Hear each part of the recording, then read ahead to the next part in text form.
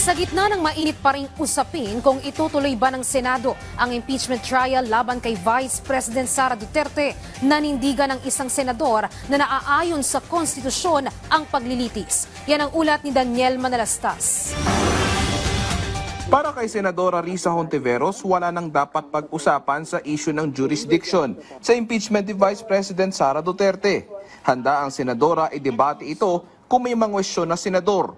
Settled na po yun sa ilang desisyon ng Korte Suprema bukod pa sa utos ng konstitusyon. Tingin ko, ang tama ay once acquired na ang jurisdiction ng impeachment complaint ng Korte, which we did, nagpapatuloy yung jurisdiction na yan, para sa akin non-issue yung jurisdiction. Pero kung may magre-raise pa rin, handa kaming i-debate yan. Tablado naman kay Hontiveros ang gustong gawin ni Senador Bato de la Rosa. Natanungin ang 20th Congress Senate kung gusto nitong ituloy ang impeachment trial. Wala akong alam na korte na once na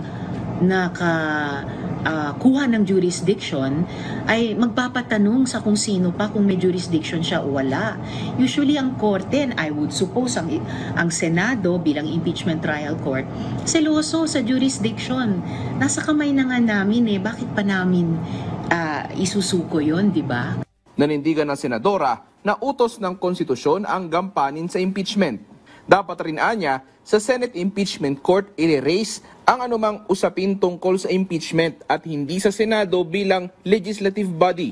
Matatanda ang may pinalutang na plano si De La Rosa kaugnay sa usapin. Itatanong ko rin na tinanong natin yung House of Representatives. Why not ask ourselves also? Tanungin rin natin yung Senate of the 28th Congress kung are they willing to be bound by the actions of the previous previous Senate of the 19th Congress. So I am asking the Senate, not the impeachment court. Daniel Manalastas para sa Pambansang TV sa Bagong Pilipinas.